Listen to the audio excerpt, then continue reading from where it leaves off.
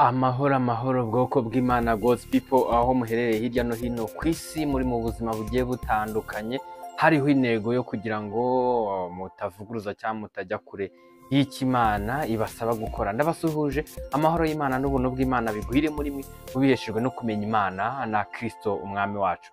Yego rero muri kumwe na mugenzi wanyu ubwoko bw'Imana God's people Anastase Sibomana muri wa mwanya w'ikiganiro tumenye amateka mu iyobokamana. Yego, ikiganiro kinyura kuri uyu murongo wa Irera TV1 buri munsi, dore ko n'ubundi ibyo twigira kuri uyu murongo byose ari kino kiganiro ndetse n'ibindi biganiro turebera hamwe iby'ingenzi kandi by'agaciro kuri twebwe ndetse n'abagenzi bacu ndetse n'abazadukomokaho. Yego, kugira ngo nyirizina tubeho turimo gukora igikwiriye, tube turi aho tugomba kuba turimo no gukora icyo tugomba kuba dukora nyirizina. Rero nk'ubwoko bw'Imana God's people, intego yacu ni ukumenyekanisha ukuri kw'ijambo ry'Imana, by'umwihariko tumenyekanisha inzira y'ukuri ijya mu bwami bw'Imana. Niho tugiye kurebera hamwe incamake y'amateka yaranze iyi tariki ya mbere z'ukwezi kwa kabiri mu byabayeho mu iyobokamana mu byatambutse muri iyi si. Niho muri aya mateka turabonamo Desiderius Erasmus yeguriye cyangwa yegurira Papa Leo wa 10 guhindura Bibiliya y'ikilatini Vulgate. Muri iki kiganiro kandi tumenya amateka mu iyobokamana, turabonamo uburyo ibyanditswe muri Bibiliya byanditswe ku bushake bw'Imana gusa, nta bushake bw'umuntu burimo.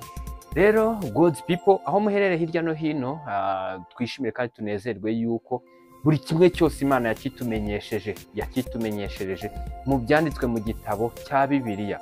Ahangaha mu buryo bwimbitse tugiye kureba uburyo iki gitabo cya Bibiliya cyanditswe n'uburyo cyagiye gitangazwa. Abantu babyibazaho cyane, ese ni gute turaza kwemera yuko ibintu bigaragara mu gitabo cya Bibiliya koko ari biri mu bushake bw'Imana bitari mu bushake bw'abantu?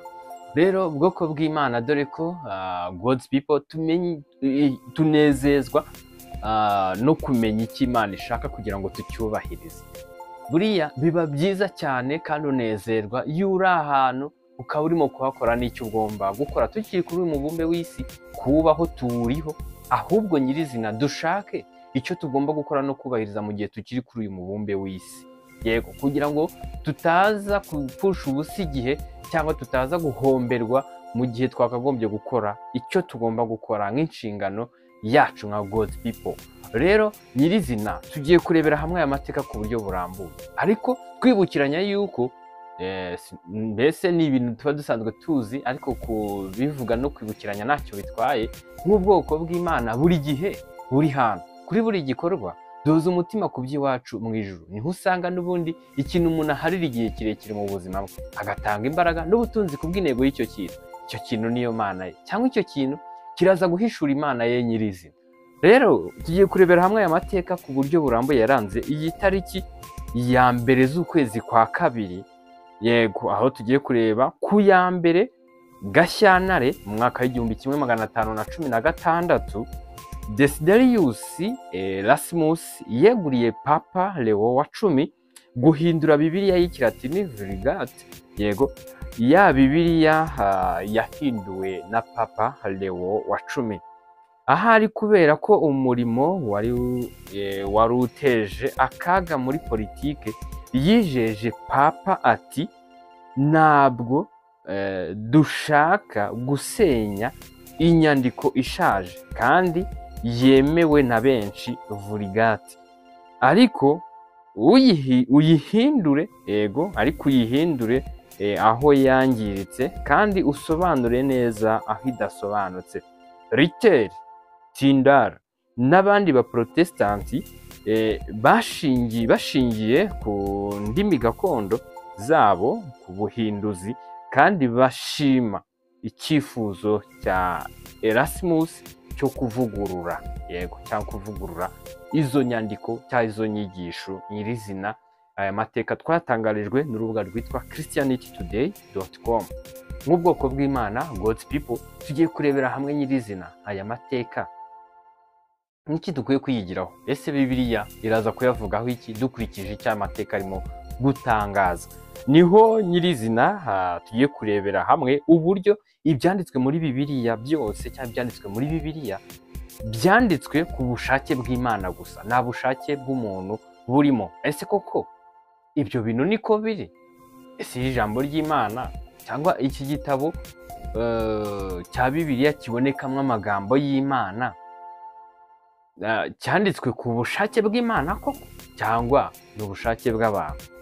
Abantu babyibazaho, babivugaho mu buryo butandukanye, ariko igisubizo ngiki cyaratangajwe n'ubundi Imana yarakitumenyesheje ibinyujije mu rwandiko rwa kabiri rwa Petero igice cya mbere ku murongo wa 20 kugera ku wa 21, ariho havuga hati ariko mubanze kumenya yuko ari nta buhanuzi bwo mu byanditswe bubasha gusobanurwa uko umuntu wese yishakiye, kuko ari nta buhanuzi bwazanwe n'ubushake bw'umuntu, ahubwo abantu b'Imana bavugaga ibyanditswe, abantu b'Imana bavugaga ibyavaga ku Mana bashorewe n'Umwuka Wera.